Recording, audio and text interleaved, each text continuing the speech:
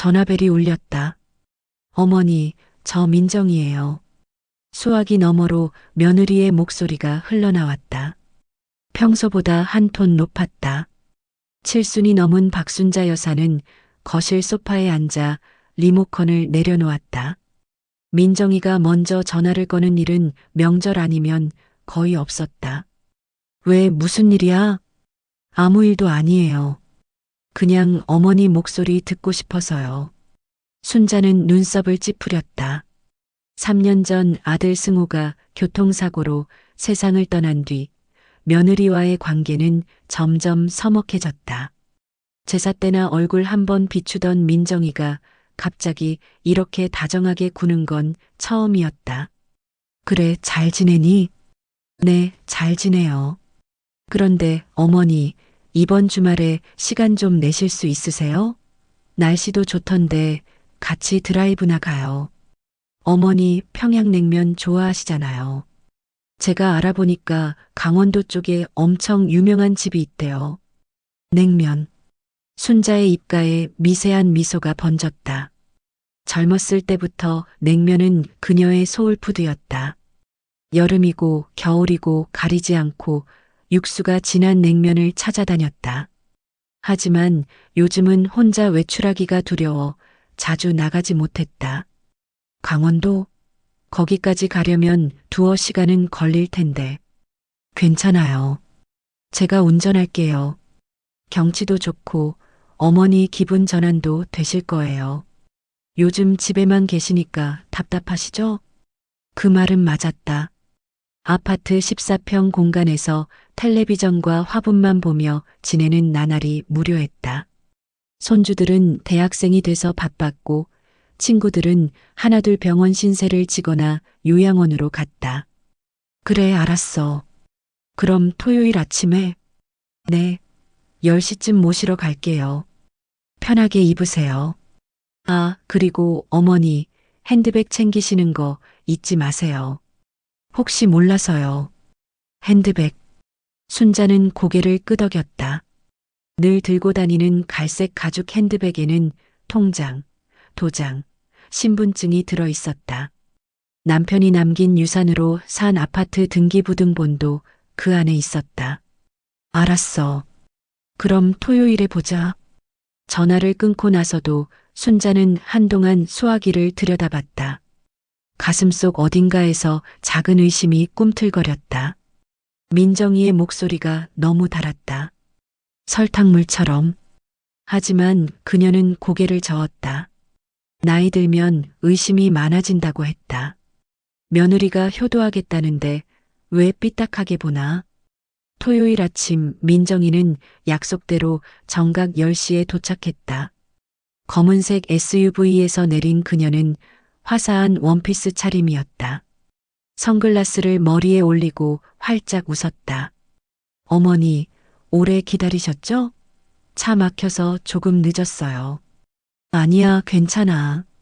순자는 핸드백을 꼭 쥐고 차에 올라탔다. 조수석에 앉자 세차 냄새가 코를 찔렀다. 민정이는 내비게이션을 켜고 강원도 산골 방향을 입력했다. 2시간 반 정도 걸려요. 편히 앉으세요. 차가 아파트 단지를 빠져나가자 순자는 창밖을 내다봤다. 서울의 회색 빌딩들이 점점 멀어졌다. 고속도로에 진입하자 민정이는 라디오를 켰다. 경쾌한 음악이 흘러나왔지만 순자의 가슴속 불안은 조금씩 커지고 있었다. 또, 민정아, 그 식당 이름이 뭐라고 했지? 아, 산골냉면이요. 인터넷에 후기 엄청 많던데요. 예약은 했어? 예약이요? 거긴 예약 안 받아요. 선착순이래요. 선착순. 순자는 입술을 깨물었다. 2시간 반을 달려가서 자리가 없으면 어쩌나. 하지만 민정이는 여유롭게 운전대를 잡고 있었다. 너무 여유로웠다. 민정아. 네. 혹시 나한테 할 얘기 있는 거 아니야? 민정이는 잠깐 순자를 쳐다봤다. 그 눈빛이 차가웠다. 1초도 안 돼서 다시 따뜻한 미소로 돌아왔지만 순자는 그 순간을 놓치지 않았다. 무슨 얘기요? 그냥 어머니랑 좋은 시간 보내고 싶어서 그래요. 그래. 순자는 더 이상 묻지 않았다.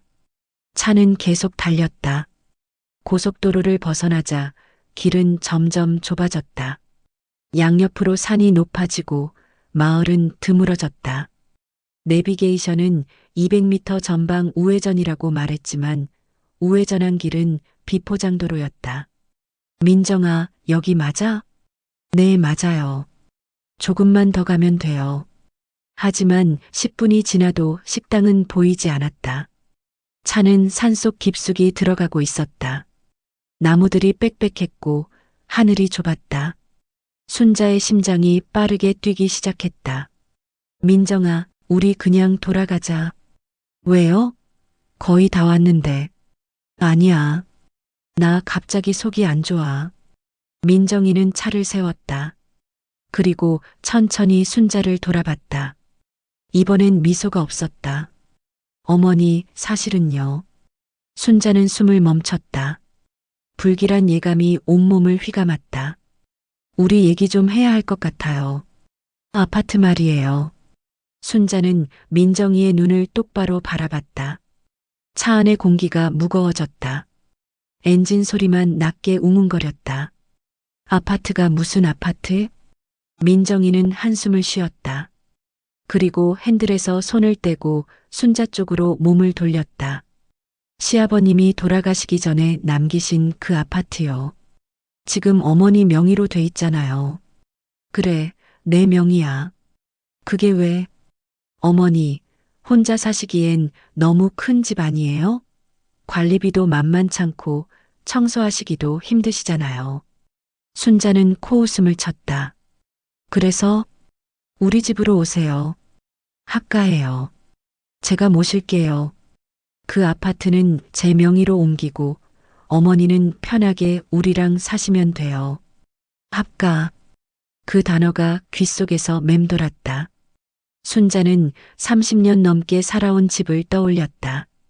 남편과 함께 꾸몄던 거실, 아들이 자라던 작은 방, 베란다에 심은 장미 화분.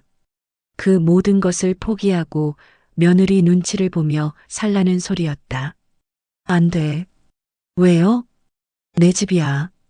내가 죽을 때까지 거기서 살 거야. 민정이의 얼굴이 굳었다.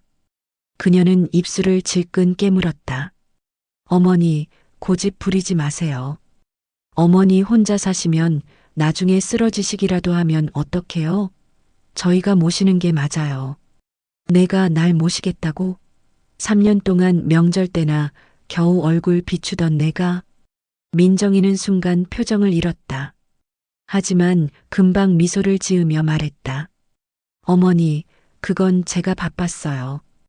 애들 키우느라, 일하느라. 이해해 주세요. 이해? 내가 뭘 이해해? 승우 죽고 나서 너 한 번이라도 진심으로 날 챙긴 적 있어? 침묵이 흘렀다. 민정이는 고개를 돌려 창밖을 봤다. 나무들이 바람에 흔들렸다. 어머니, 이렇게 나오시면 저도 어쩔 수 없어요. 뭐가 어쩔 수 없어?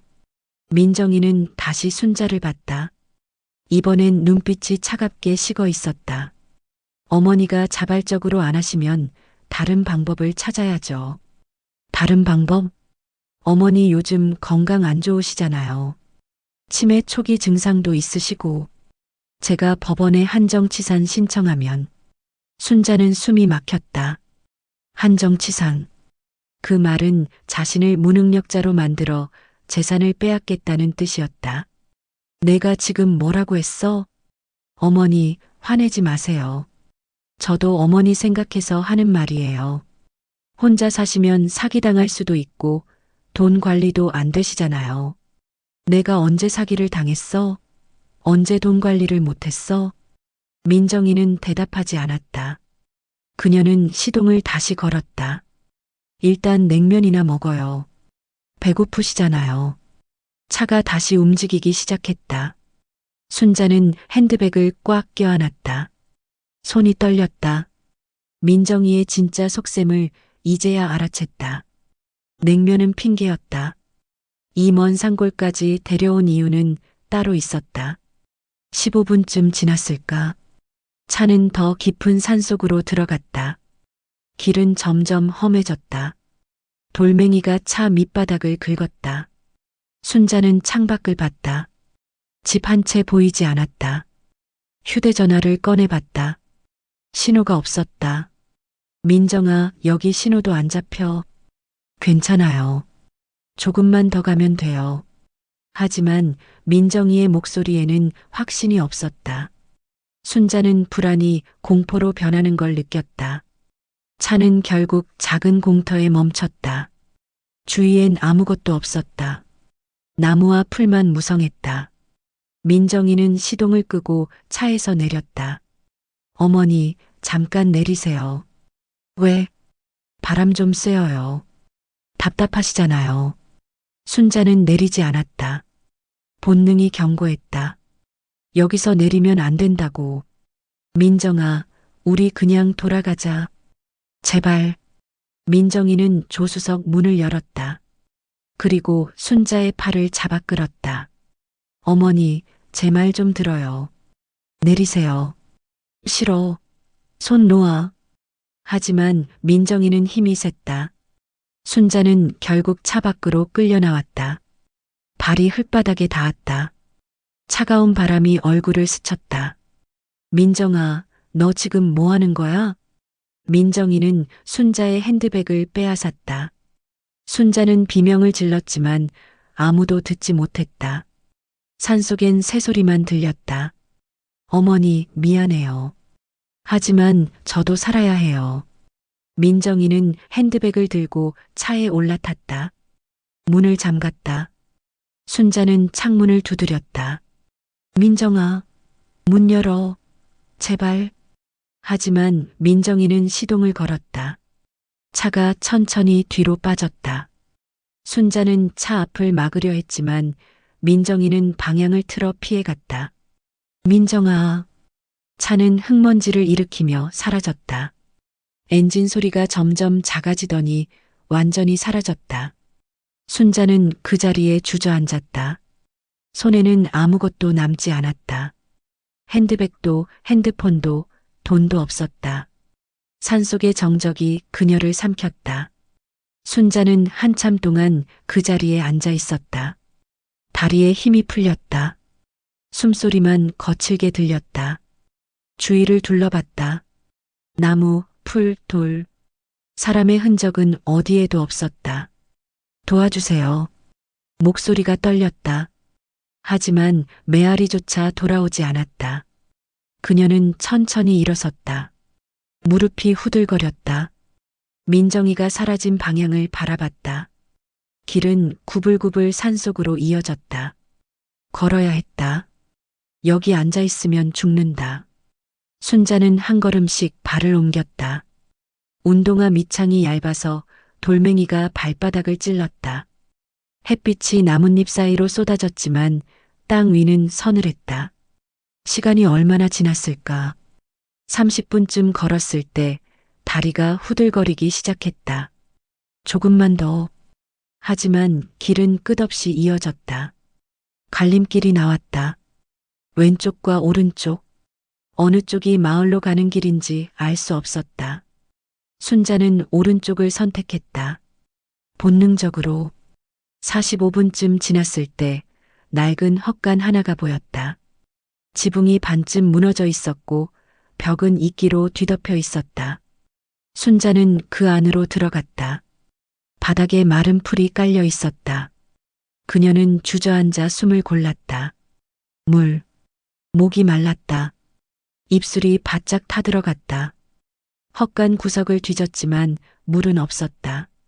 녹슨 양철통과 부러진 괭이만 있었다.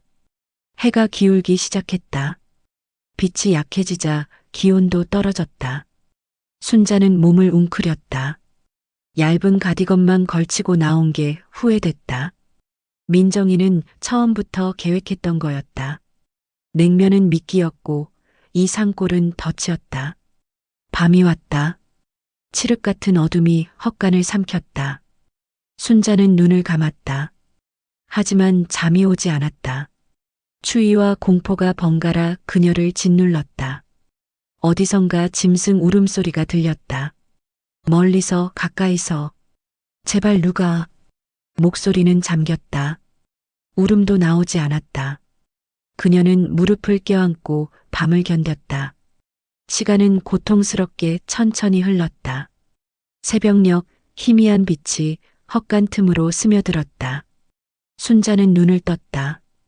온몸이 뻐근했다. 입술은 갈라졌고 목구멍은 모래처럼 거칠었다. 일어서려 했지만 다리에 힘이 없었다. 일어나야 해. 그녀는 벽을 짚고 간신히 몸을 일으켰다. 헛간 밖으로 나왔다. 아침 공기가 차가웠다. 안개가 산을 덮고 있었다. 길을 다시 걷기 시작했다. 한 걸음, 두 걸음. 발이 무거웠다. 1시간쯤 지났을까? 저 멀리 연기가 보였다. 굴뚝 연기. 사람이 사는 곳이었다. 순자는 남은 힘을 짜내 그쪽으로 걸었다.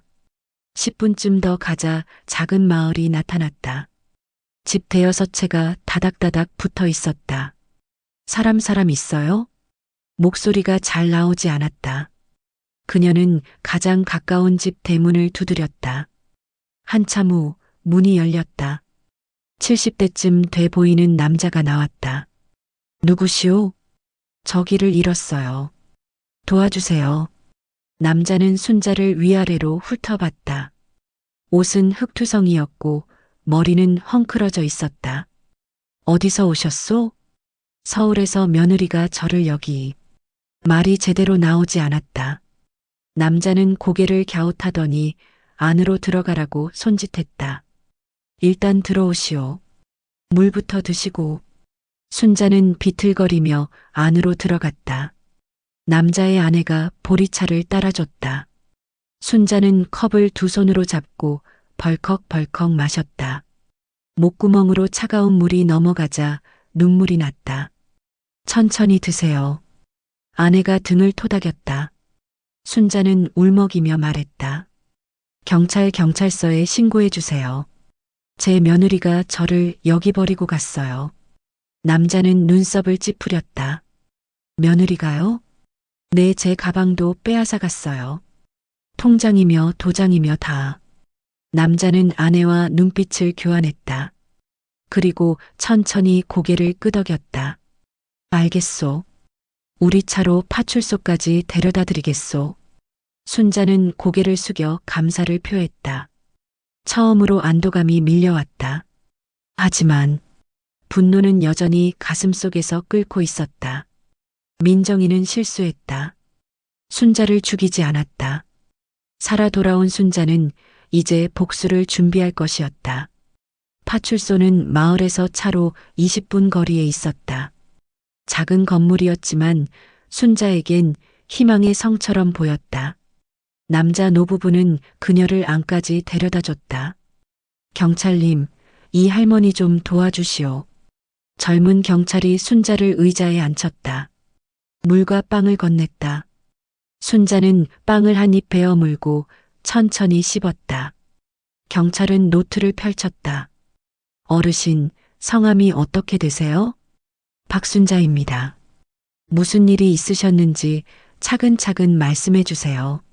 순자는 심호흡을 하고 처음부터 설명했다. 민정이의 전화, 냉면 핑계, 산속 유기, 핸드백 강탈. 경찰은 꼼꼼히 받아 적었다. 며느리분 성함과 연락처 아세요? 김민정이요. 전화번호는 가방에 핸드폰이 있었는데 빼앗겼어요. 주소는요? 서울 송파구 잠실동 정확한 번지는 기억이 안 나요. 경찰은 고개를 끄덕였다. 일단 서울 경찰서에 연락해서 조사하겠습니다. 어르신, 병원 먼저 가보시는 게 좋겠어요. 아니요. 전 괜찮아요. 먼저 민정이를 찾아야 해요. 경찰은 난감한 표정을 지었다. 어르신, 일단 몸 상태부터 확인하고.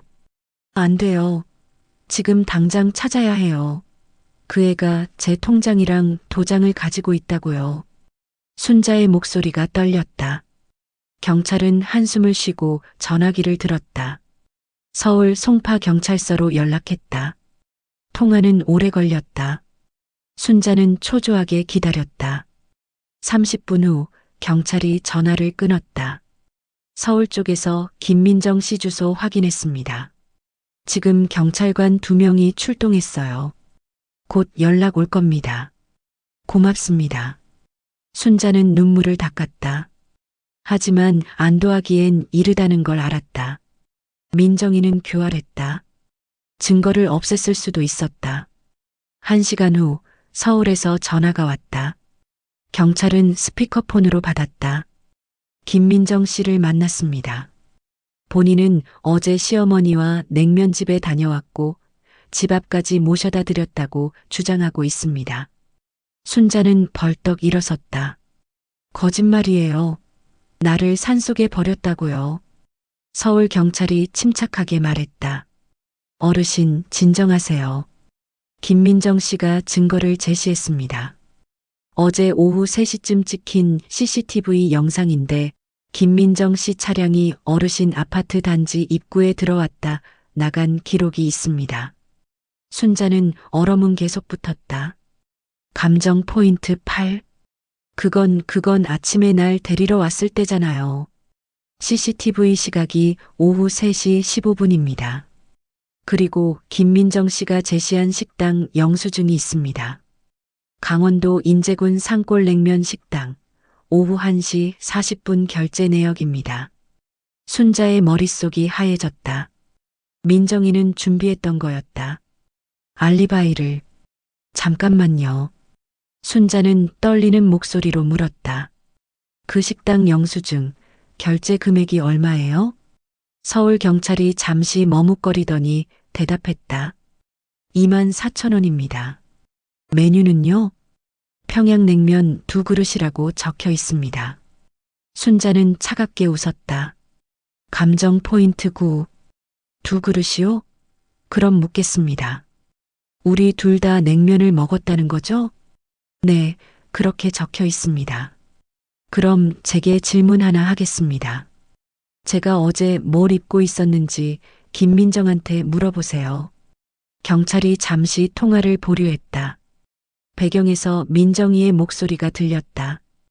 회색 가디건에 검은 바지요. 맞았다. 순자는 다음 질문을 던졌다. 제 핸드백 색깔은요? 갈색 가죽 핸드백이요. 그 핸드백 지금 어디 있어요? 민정이의 목소리가 잠시 끊겼다. 그건 어머니가 가지고 계시죠. 순자는 경찰을 똑바로 바라봤다. 경찰님, 전 지금 핸드백이 없어요. 민정이가 빼앗아 갔으니까요.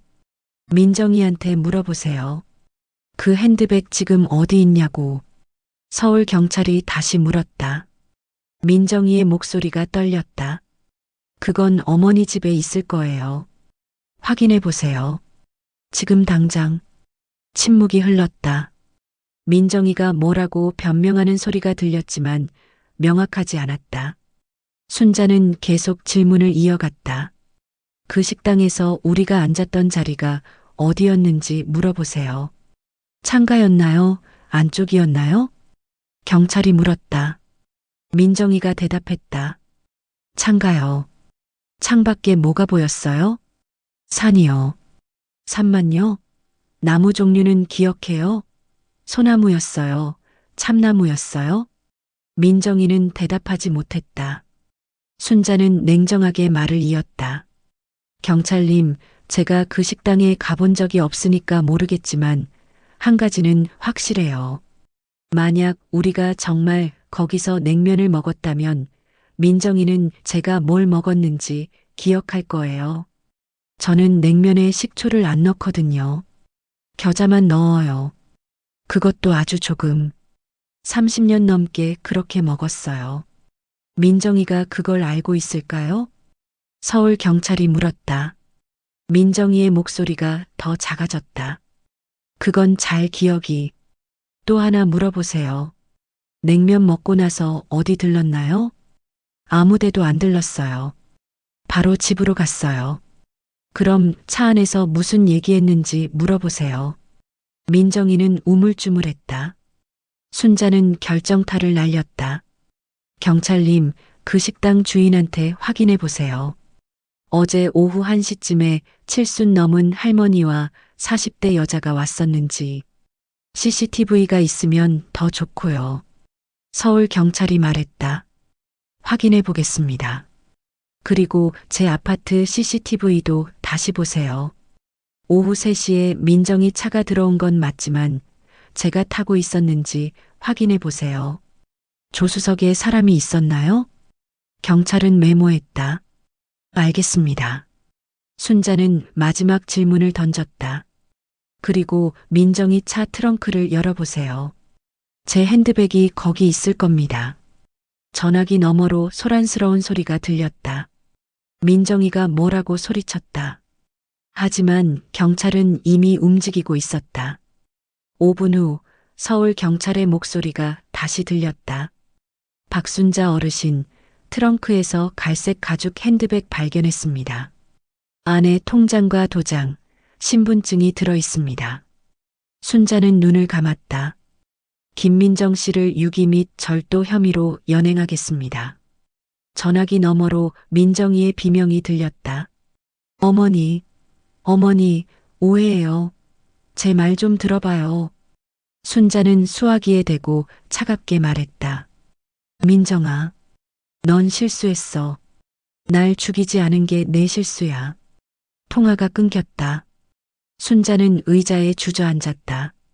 온몸에서 힘이 빠졌다. 하지만 마음속엔 차가운 만족감이 차올랐다. 파출소 경찰이 물을 건넸다. 어르신, 대단하십니다. 어떻게 그렇게 침착하게 논리적으로 대응하셨어요? 순자는 물을 한 모금 마시고 대답했다. 70년 살면서 배운 거예요. 사람은 거짓말하면 디테일을 기억 못해요. 진실은 구체적이거든요. 그녀의 눈빛은 더 이상 흔들리지 않았다. 사흘 후 순자는 서울로 돌아왔다. 경찰이 배치한 차량이 그녀를 아파트 앞까지 데려다 줬다. 엘리베이터를 타고 14층에 올라갔다. 현관문을 열자 익숙한 냄새가 코를 찔렀다. 장미 화분에서 나는 은은한 향기. 다녀왔습니다. 아무도 대답하지 않았다. 순자는 거실 소파에 앉아 한숨을 쉬었다. 핸드백은 경찰이 돌려줬다. 통장과 도장, 신분증이 모두 제자리에 있었다. 하지만 마음은 편치 않았다. 민정이는 구속됐다. 유기죄와 절도죄. 검찰은 추가로 사기 혐의도 검토 중이었다. 언론에도 보도됐다. 며느리, 시어머니 산속의 유기라는 제목으로. 순자는 기자들의 인터뷰 요청을 모두 거절했다. 일주일 후 변호사가 찾아왔다. 50대 중반의 단정한 여성이었다. 박순자 어르신이시죠? 저는 법무법인 정의의 최은영 변호사입니다. 무슨 일로 오셨어요? 어르신 사건 기사를 봤습니다.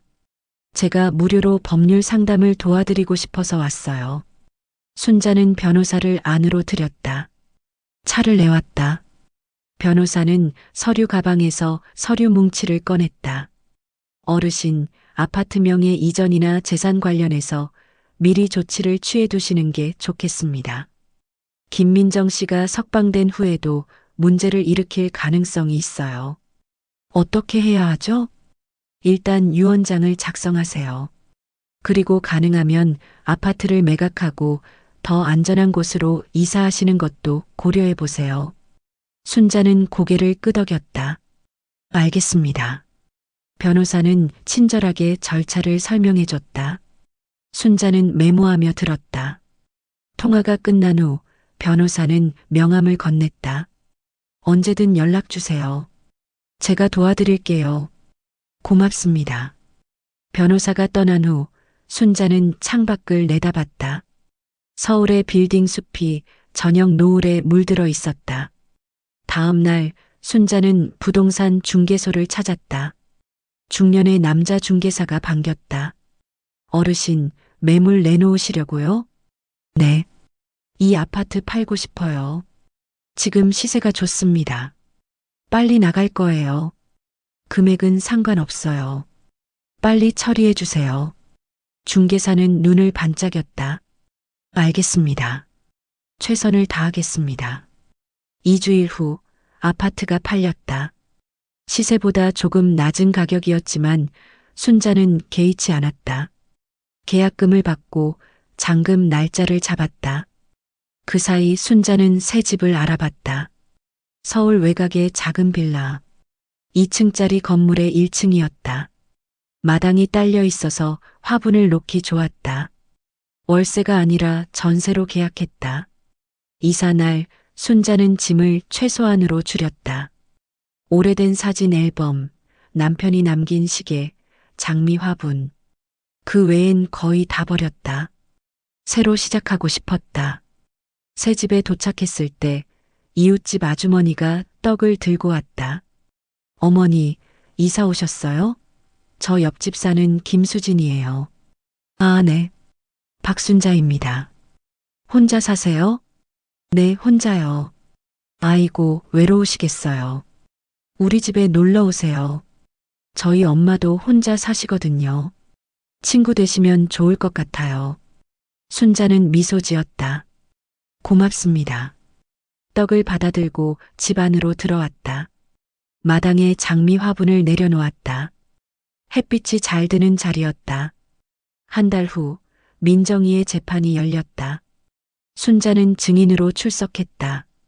법정에서 민정이와 눈이 마주쳤다. 민정이는 수척해 보였다. 하지만 순자는 동정하지 않았다. 판사가 물었다. 피해자 박순자 씨, 피고인에게 하고 싶은 말이 있습니까? 순자는 천천히 일어섰다. 민정이를 똑바로 바라봤다. 민정아, 내가 나한테 한 짓은 용서할 수 없어. 하지만 미워하지도 않아. 그냥 안타까워.